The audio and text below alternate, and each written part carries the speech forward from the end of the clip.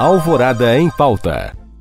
O mercado das criptomoedas cresce em todo o mundo e no Brasil não é diferente. Cada vez mais pessoas estão aderindo a esta modalidade de investimento. No entanto, muita gente ainda não entende muito bem sobre o Bitcoin ou outros criptoativos que estão no mercado. Por isso, o Alvorada em Pauta de hoje vai tirar uma série de dúvidas para quem quer aprender mais e quem sabe até começar a investir. Eu sou Bruno Favarini e converso hoje com José Arthur Ribeiro. Ele é economista e CEO da Coinext, um dos players mais importantes do segmento de criptomoedas no Brasil.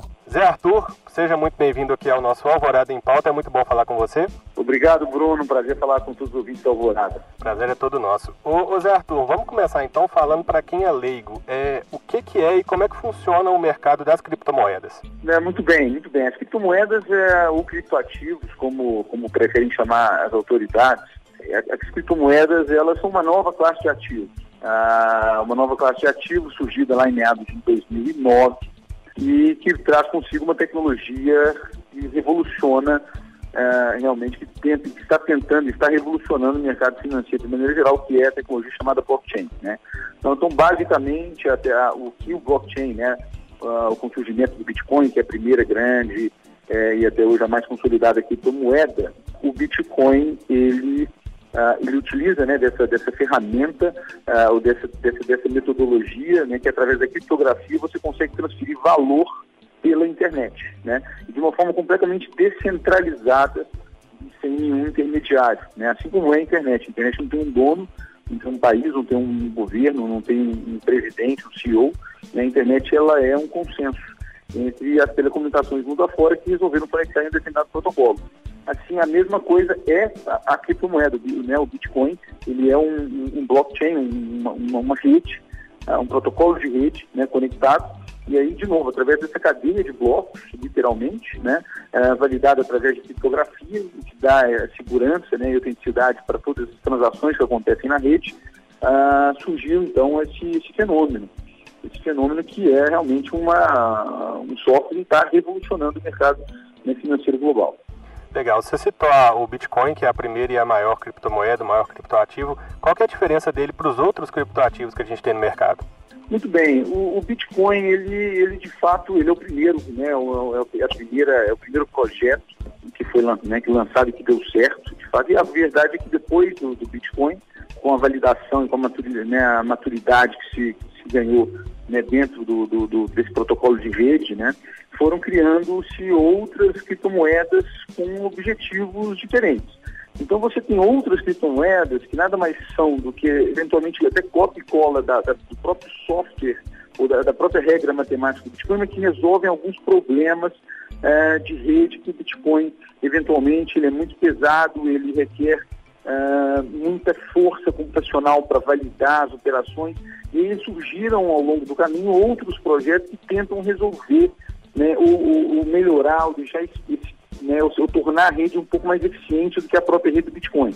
Eu estou falando de projetos como Litecoin, né, que a velocidade de processamento e validação de uma transferência é 4 vezes mais rápida e mais barata. Eu estou falando do Bitcoin Cash, né? Então, foram surgindo outros projetos, mas fato é que o Bitcoin é, sem dúvida alguma, o mais consolidado e maduro entre todos, né? Mais comumente aceito e consensuado efetivamente na rede dos mineradores, tá? Além disso, tem também o Ethereum, que é uma tecnologia ultra revolucionária, né, sobre a qual você pode programar tokens e contratos inteligentes, né, e NFTs, que são agora a próxima novidade em termos de Ethereum, que são ativos não fungíveis. Enfim, tudo isso é programável nessa blockchain de Ethereum, né, e pode ser validado, enfim, na blockchain desse criptoativo, né? Então, do Ethereum surgem diversos tokens, tá? Então, na verdade, são tokens, mas o mercado comumente chama até mesmo de criptomoeda. Então, na verdade, existem sim as criptomoedas, mas ao bem da verdade, existem diversos tokens, né? Que são representações digitais de direitos, e que são eventualmente chamados de criptomoedas, né, também. E desses existem milhares. Hoje a gente está chegando em praticamente quase já 10 mil entre criptomoedas e tokens. Legal. E esses ativos, eles costumam ser muito voláteis, né? Eles costumam dar umas estouradas aí de vez em quando. Por que isso acontece e qual que é o efeito disso nesse mercado? É um mercado muito novo, muito recente. A gente está falando de né, de um mercado que tem aí um pouco mais de 10 anos. Tá? Isso desde o lançamento, efetivamente, do Bitcoin, né? E se a gente for olhar a primeira transação, né, efetivamente aconteceu, uma transação econômica que aconteceu de Bitcoin, tem um pouco menos do que esses 10 anos aí. Então, é um mercado novo, né? Uma tecnologia nova, assim, experimentada, enfim, até pela sociedade, né? Como nunca antes aconteceu. Então, isso tudo faz com que, e o fato dele ser descentralizado, né, como eu falei, ou seja, não existe um dono, não existe interferência de nenhum ente central, né? Então, por exemplo, no caso da Bolsa de Valores, você tem várias instituições que controlam as negociações que acontecem ali. Então, você tem a B3, por exemplo, que é a Bolsa, né? Você tem uma CETIP, que é uma custodiante, e assim por diante. Então, tem diversos players, principalmente, que atuam nesse mercado. Você tem a CVM, que regula todo esse mercado de valores imobiliários, e definem regras, né? Então, por exemplo, se está caindo muito, a B3 vai lá e realmente ela para todas as negociações, como aconteceu ano passado diversas vezes, né? A Bolsa fechou nos momentos de pânico, né, do mercado. Isso não acontece no mercado de criptomoedas. O mercado de criptomoedas ele é descentralizado, ele é 24/7, é um mercado onde oferta e demanda é absolutamente livre. Então, assim, é o maior conceito de livre mercado, né, que existe no mundo atual, né, sem menor interferência de ninguém. Então, por isso, realmente, né, qualquer fenômeno que acontece, qualquer informação, qualquer Twitter, mas basicamente do Elon Musk, por exemplo, isso recente, acho que todo mundo ouviu um pouco falar, né, sobre a movimentação de preços criptoativos, dados esses tweets do Elon Musk, né, movimenta o mercado muito repentinamente e muito fortemente para cima ou para baixo. Então, a grande verdade é que são mercados ainda referenciados na moeda governamental. Então, você tem o preço, né, do Bitcoin pareado com o real, pareado com o dólar, e qualquer realmente efeito especulativo movimenta muito, né, uma vez que o mercado é livre e realmente não tem nenhum tipo de interferência. Isso tudo que você falou para a gente, Zé Arthur, a gente pode dizer então que o Bitcoin, o mercado de criptomoeda, é um ativo de risco ou ele caminha para ser considerado um investimento convencional? Eu não diria que ele é um ativo de risco, no sentido de que existem fundamentos muito fortes, fundamentos econômicos, né, que caracterizam, né, e vamos falar do Bitcoin, que é a principal criptomoeda, por exemplo, né, o Bitcoin só vão existir 21 milhões de unidades, né, então ele é um ativo escasso. E ninguém muda isso, né? Só vão existir, quem tem, quem não tem, não vai ter. Ele se torna, à medida que, né, ao longo do tempo, ele se torna cada vez mais escasso. E isso é o que dá valor ao ativo, né? Na medida em que você tem uma demanda crescente, né, e cada vez mais crescente, cada vez mais pessoas buscam essa exposição a esse ativo novo, até como forma de reserva de valor, né, e menos oferta você tem, maior é o preço desse ativo. Agora, então, ele tem fundamento econômico, né, para valer até muito mais do que ele vale hoje, ou que ele chegou a valer no seu último pico histórico, tá? Mas ele assim ainda, o fato dele ser ainda muito volátil, muito suscetível a desinformações de mercado, a especulações de mercado, o torna realmente um ativo que os investidores vão ter cautela. Então, né, o que a gente sempre fala é muito, muito importante, primeiro, estudar, né, conhecer um pouco daquele ativo, não comprar porque o vizinho comprou, né, não entrar no que a gente chama de FOMO, que é o Fear of Missing Out, né, aquele medo de ficar de fora. Né, isso é um fenômeno muito comum, né? Então, assim, é preciso estudar, porque se a pessoa tem conhecimento sobre os fundamentos daquele ativo, ela consegue realmente entender que mesmo que haja uma queda muito repentina, muito forte, ela no momento lá na frente, esse ativo vai valer muito mais. Por quê? Porque ela conhece os fundamentos desse ativo. Então, esse é um primeiro ponto. O segundo ponto é, como ele ainda é muito, né, um ativo muito volátil, é importante que não se coloque todos os ovos na mesma cesta. Então, né, qualquer investidor que for entrar nesse mercado, é importante entrar com pouco ou com um montante que não vai precisar, né, no dia seguinte ou no curto prazo. Porque se há uma correção muito forte, como agora aconteceu recentemente, nas últimas 3 semanas, ele não precisa vender desesperadamente esse ativo e, com isso, realizar uma perda. Né? Então, é importante ele conhecer, né, o seu perfil, é importante ele entender que é um ativo que tem muito mais perspectivas de aumento, né, no longo prazo do que simplesmente agora, que ele ainda é, sim, extremamente volátil, passivo dessas especulações que acontecem. Legal. Agora, Zé Arthur, nos Estados Unidos existe um boom um pouco maior sobre esse mercado, né? A gente tem notícias aí de agências reguladoras que estão atrás do maior controle sobre o Bitcoin. Como é que está esse mercado no Brasil? Falta alguma coisa ainda para ele engrenar? Como é que está a situação por aqui? A verdade é que o Bitcoin ele veio para ficar. Acho que os governos, né, de todo o mundo já entenderam isso, né? São poucos países que tentam proibir o Bitcoin, né, ou realmente tratar o Bitcoin como proibido, né? Como, sei lá, Bangladesh, Bolívia tentou fazer, e mesmo assim o próprio país ele cai na amargura de que ele próprio não consegue controlar. Então, realmente é um ativo muito livre e empodera muito a sociedade, né, em relação à lei de custos forçados das médias governamentais como hoje nós vivemos. Mas respondendo a sua pergunta, né, como é que está o ambiente brasileiro, né? O que as autoridades elas estão fazendo, né, mundo afora, é não regular ou controlar a tecnologia em si, né? Porque isso elas já perceberam que não tem jeito, ela está aí e veio para ficar em um dia. Agora, as autoridades elas tentam e vão, né, regular os agentes, né, os players desse mercado. Por exemplo, uma corretora como a Coinext é um player importante desse mercado. Muito provavelmente, no futuro, nós vamos sim sermos regulados, é o que tudo indica, né, pelo Banco Central. Então, você tem ali corretoras, você tem fundos de investimento, você tem mineradoras, né, de criptomoedas. Então, esses players, né, que vão realmente ser passíveis aí a essa regulação. Então, entre os três órgãos reguladores, respondendo no caso brasileiro, e aí a gente fala de, né, Banco Central, CVM e Receita Federal, né? O primeiro que se pronunciou, e muito rapidamente, muito bem pronunciado, acho que foi uma instituição que aprendeu rapidamente do que se tratava, se especializou, tem grupos de trabalho muito competentes em relação a isso, é a Receita Federal. Ela se pronunciou lá em 2019, hoje em dia existe sim uma obrigação acessória, através da Instrução Normativa 1888, que exige que nós entreguemos, enfim, as informações de todas as transações que ocorrem nas corretoras, né, do Brasil. Então, esse é um ponto importante e já traz, querendo ou não, uma segurança jurídica para o nosso segmento, né, para que os investidores possam, enfim, operar nesse mercado em empresas sérias.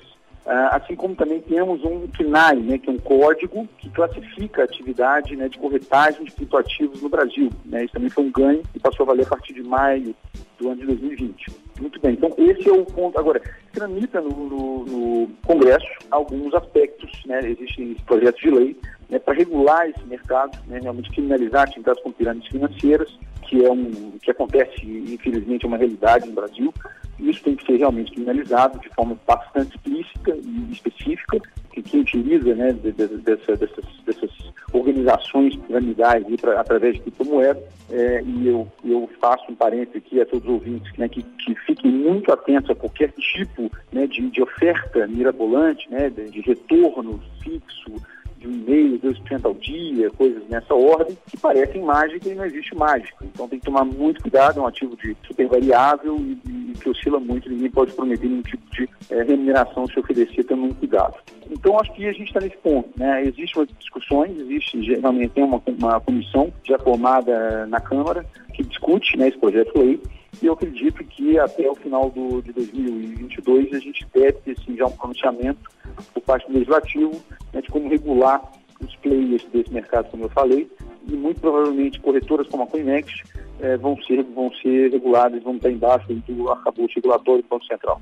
Beleza, agora, Zé Arthur, vou emendar duas perguntas para você. O real digital ele é uma ameaça para a hegemonia do Bitcoin?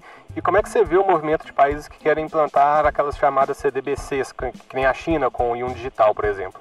Perfeito. Não, de maneira alguma o real digital, ou qualquer tipo de CBDC, né, o real digital nada mais é do que uma Central Bank Digital Currency, é uma ameaça ao Bitcoin, são coisas distintas, né? Na verdade, o real digital, todas essas iniciativas de bancos centrais mundo afora, em fazer com que as suas respectivas moedas fiduciárias, moedas governamentais, se tornem em um formato digital, valida a tecnologia criada, né, no Bitcoin, que é o blockchain. Então, todas essas moedas digitais, elas têm por trás, né, a tecnologia do blockchain, utilizam-se dessa tecnologia, isso valida o que o Bitcoin já se mostra, a força que o Bitcoin se mostra hoje em dia. E o Bitcoin, ele, como eu falei, ele, diferentemente de uma moeda governamental, que tem um ente central que emite, que controla, e o Bitcoin não existe um ente central, ele é um software, ele é uma regra do jogo travada na largada, né, uma regra matemática um algoritmo, né, que todo mundo conhece, a sua curva de emissão, né, a oferta e a demanda é muito clara isso na rede, então, portanto, ele é escasso, só vão existir 21 milhões de unidades, e é por isso que ele tem o valor que tem. Tá? Mas o Bitcoin continua descentralizado, continua como uma moeda, como uma reserva de valor, eu diria, né, operando e com características distintas à moeda governamental, que essa sim é centralizada e os governos podem emitir mais ou menos de acordo com como bem entendem. Né? E essa é exatamente uma crítica que se faz, né, ao poder soberano dos governos em emitir base monetária e criar os efeitos inflacionários que a gente vem vendo ao redor do mundo, e com isso a sociedade perde poder de compra.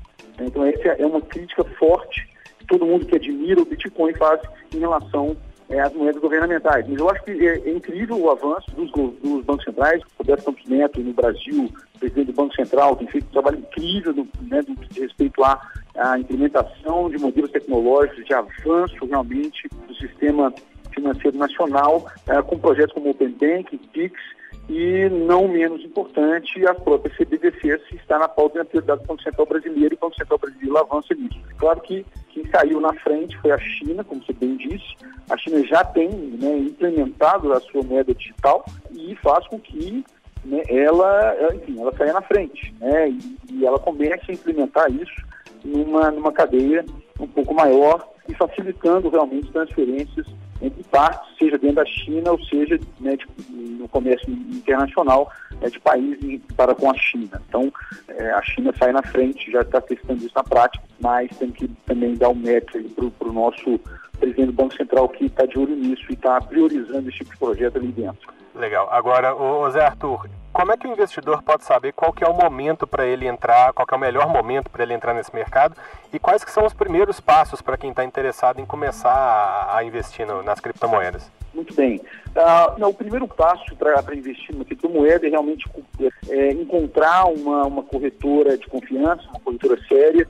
Existem, como eu falei, né, tomem cuidado com esses esquemas, né, de pirâmide, então é muito importante que o investidor faça o dever de casa e olhar quais são as corretoras hoje existentes no Brasil, né, com melhor avaliação, sem volume de reclame aqui, ou que tem uma reputação considerada já madura no mercado, né, então isso é muito importante. O ambiente de uma corretora de criptomoedas é o ambiente mais seguro para se fazer essa intermediação, para um investidor trocar reais por cripto, né, e eventualmente até custodiar suas criptos na própria corretora. A corretora, né, ela tem expertise para isso, então, né, a corretora ela sabe manter e investe muito em segurança, né, desde que séria, a corretora ela investe muito em segurança cibernética para proteger todos esses ativos custodiados desses clientes. Então, assim, esse dever de casa é super importante do corretor. Mas a maneira como entrar nesse mercado ela é muito simples, ela é muito democrática, e não por outra razão temos mais investidores em cripto, né, isso é incrível, do que na própria Bolsa de Valores brasileira. Né? Temos mais CPFs cadastrados em corretoras de cripto do que CPFs cadastrados na B3. Né? Isso é incrível, isso mostra quão fácil, quão democrático, né, quão acessível é esse mercado para qualquer tipo de investidor. E isso é incrível. Então, assim, o processo é totalmente digital, basta entrar no site, obviamente vou dar o exemplo do nosso, né, coinex.com.br, e ali faz um cadastro. Obviamente tem todo um processo de identificação da pessoa, do investidor, isso até para a própria segurança do investidor, processo cadastral como banco digital normal, e a partir dali o investidor faz um depósito na corretora. Acreditado esse depósito, ele pode então entrar no livro de ofertas. Funciona mais ou menos como uma bolsa. Quem está acostumado com broker, né, com home broker, tira isso de letra, então coloca uma ordem ali, compra o criptoativo e aí no momento subsequente com a valorização, vende, realiza, pede o saque em reais. Né? Agora, o melhor momento para entrar nesse mercado, né? O melhor momento para entrar nesse mercado não é como foi há algumas semanas atrás, que a gente atingia os picos históricos, né, que a gente chama de all-time high, né, onde você tem ali o preço nas suas máquinas. Naquele momento, muita gente me chamava no WhatsApp, nas redes sociais, para poder perguntando como que entra, e eu avisava, né, olha, a gente está no pico, né, e como todo mercado financeiro, é importante ter essa noção de comprar na baixa e vender na alta, né. Então, momentos como agora, em que o Bitcoin, o preço dos a maioria dos criptoativos, das criptomoedas, corrigiu, né, mais de 50%, é um bom momento de entrada. Por exemplo, aqui não tem nenhuma recomendação, pelo amor de Deus, de investimento, mas é bom estar atento a momentos de queda. É um momento interessante de entrar. E quando há, então, de novo, uma subida, né, uma subida forte nos preços, é bom realizar um pouco dos lucros obtidos. Então, é mais ou menos, é importante acompanhar. De novo, mais uma vez, eu insisto na questão da educação, é importante conhecer, né, nós temos uma área toda voltada, né, para a educação, chama Connex Educação, em todo material, enfim, toda uma trilha de conhecimento ali, muito básico e muito amigável para todo qualquer tipo de investidor. Então, aprenda, né, entenda do que se trata. A partir dali, entra com pouco dinheiro, né, e qualquer montante, hoje na corretora, na Connex, qualquer montante a partir de R$25, a pessoa já entra, já compra o criptoativo. É importante dizer que o criptoativo, né, não é necessariamente uma unidade de Bitcoin, você pode comprar frações, né, dos criptoativos, então é muito democrático. Então, com qualquer montante você entra e participa desse mercado, dessa revolução que está acontecendo, né? É importante conhecer de novo, mas mais importante do que tudo é não ficar de fora também disso tudo que está acontecendo e, de novo, mais uma vez, responsabilidade na hora de investir. Ô Zé Arthur, vamos falar um pouquinho de segurança agora dessas transações, porque quando a gente ouve um mercado onde as moedas são digitais, são transações feitas mais pela internet, muita gente pode ficar cabreira, pode ficar um pouco com o pé atrás. A gente vê algumas notícias aí, por exemplo, de um ataque norte-coreano que roubou milhões de criptomoedas. Claro que em uma escala muito maior do que o investidor normal faz. Mas como é que funciona a segurança dessas transações? Muito bem.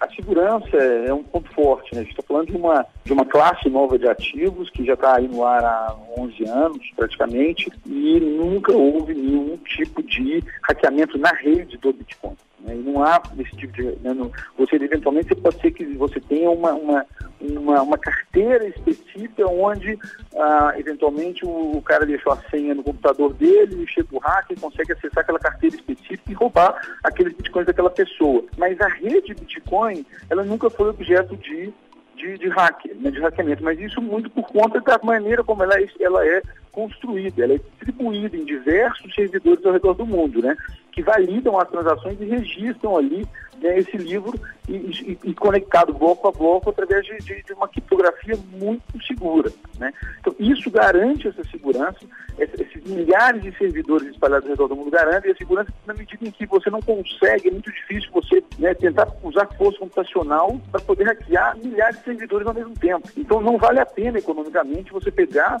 força computacional, né, e hoje para poder hackear um bloco para trás na rede do Bitcoin, estima-se que um hacker tem que gastar de 600 a 700 milhões de dólares, o que economicamente não vale a pena. É melhor ele pegar esse dinheiro, investir em máquinas e minerar Bitcoin e com isso ganhar um benefício ali das transações, que é a taxa de rede, né, e os bitcoins criados na rede, do que tentar hackear a rede. Então, o conceito, né, o algoritmo do Bitcoin, ele foi criado exatamente para beneficiar quem contribui para a rede em detrimento daquele que quer, né, o mal da rede, que são os hackers. Então, economicamente falando, né, não vale a pena hackear essa rede, tá? Porque teria que gastar muito mais dinheiro, né, infinitamente mais dinheiro para poder ganhar muito menos, né, uma parte muito ínfima, que seria um bloco aí. Então, todos esses computadores, servidores ao redor do mundo conectados contribuem para essa segurança, né, e utilizando a tecnologia criptográfica criada no método, né, do blockchain, né? Então é uma rede absolutamente segura.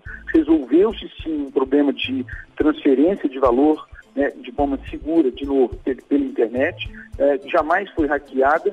Claro que muita gente, né, deve perguntar aqui os ouvintes, mas e se a computação quântica for uma realidade, né, daqui a alguns anos? Enfim, mesmo com o computador quântico, a rede do Bitcoin ela é feita de tal forma que quanto mais você aumenta essa força computacional, né, e o computador quântico ele tem muita força computacional, maior fica a dificuldade para você conseguir validar uma transação. Então, até nisso, a rede do Bitcoin ela consegue ajustar realmente esse grau de dificuldade, né, para poder compensar essa força computacional que você vai tentar atacar né, e tem que realmente poderia conseguir atacar a rede do Bitcoin. Então, isso também dá ainda mais substância cibernética realmente para a segurança da rede como um todo.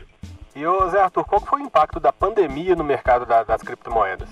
A pandemia, a verdade, de forma bastante direta, Bruno, a pandemia acelerou, né, o processo de popularização, né, e de aumento de demanda em relação às criptomoedas. Como eu falei, o Bitcoin é um ativo escasso, só vão existir 21 milhões de unidades. Né? Hoje nós temos 18,5 milhões em circulação e o último bloco minerado vai criar o Bitcoin, a última fração de Bitcoin, a expectativa é lá a meados de 2140.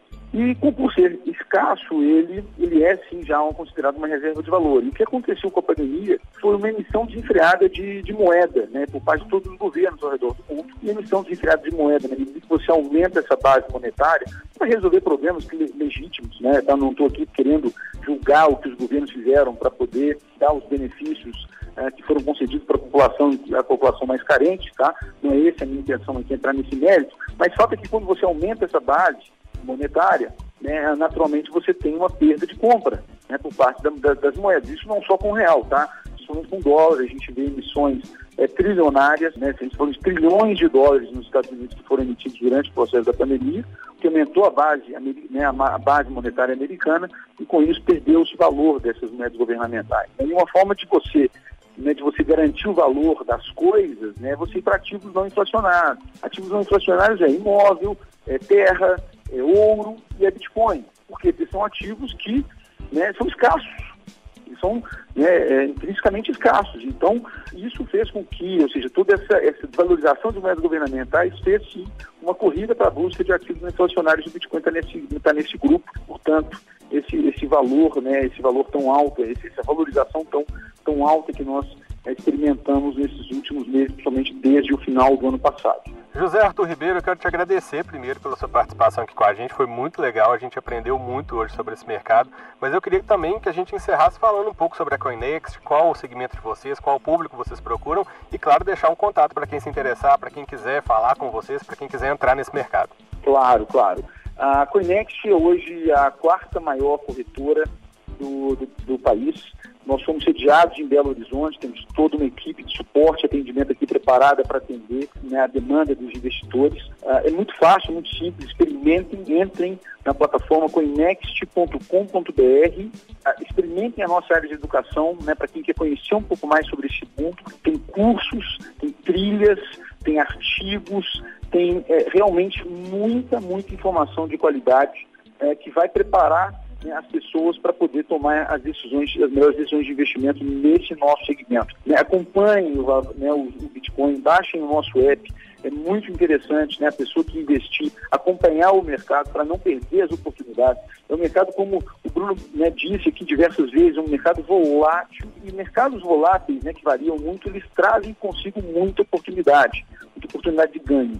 Então, por isso eu convido realmente as pessoas a não ficarem de fora. É uma revolução realmente no mercado financeiro como um todo que a gente está vivendo. É uma tecnologia absolutamente fascinante, né, na qual eu convido todos a entrarem. A gente está, né, totalmente aqui abertos para recebê-los, e vai ser uma honra ter, né, todos, aumentar aqui a nossa base com os ouvintes da Rádio Alvorada. Bruno, muitíssimo obrigado, foi um prazer falar com vocês. A gente que agradece, foi muito bacana, sucesso para vocês aí na CoinNext. Obrigado. Valeu, um abraço. O Alvorada em Pauta de hoje conversou com José Arthur Ribeiro, CEO da CoinNext, um dos players mais importantes do segmento de criptomoedas no Brasil. Você pode ouvir essa entrevista novamente em nosso site alvoradafm.com.br. Eu sou Bruno Favarini e fico por aqui. Até a próxima.